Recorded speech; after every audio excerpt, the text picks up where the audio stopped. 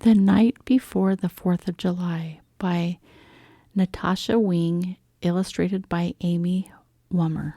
'Twas the night before July 4th, and all across the USA, Americans were gearing up for Independence Day. Mom tied up the bunting while I gave Dad a hand. We hung up the flag from our porch stand. That night we both slept sprawled out in our beds, while visions of fireworks popped in our heads. The next morning we dressed up in red, white, and blue. I even wore stars, one on each shoe. We lined up on Main Street. Look, here come the parade floats.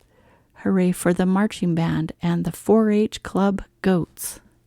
The mayor tossed candy. I shouted, "Here, here!"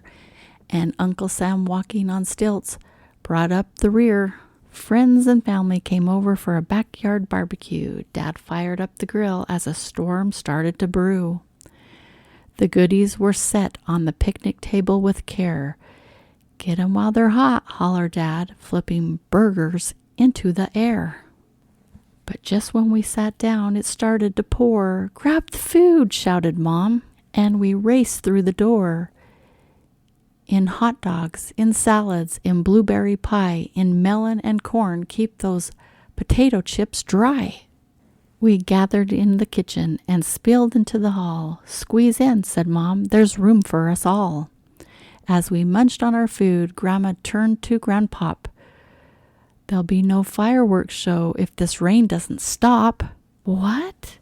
we all shouted. "No rockets, red glare? 4th of July without fireworks? That's totally not fair." When what to our wandering eyes should appear, with the rain suddenly stopping, the sky was now clear. We piled in the car and drove to the park. We threw down a blanket as it began to grow dark. Dad lit the sparklers. We drew circles in the air. We snapped glow sticks on our wrist and glow halos in our hair. The first firecracker was launched high into the night. It bloomed like a flower, exploding with light. Whiz, crackle, boom. "Wahoo!" cheered the crowd, but my brother covered his ears and whimpered, "That's too loud."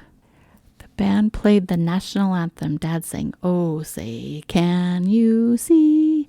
That's when I covered my ears because he was way out of key. And now the grand finale. Wow! The best I'd seen yet. A sky filled with color, a show I'll never forget. When the last firework fizzled like fairy dust in the sky, we all cheered and shouted, "Happy 4th of July!"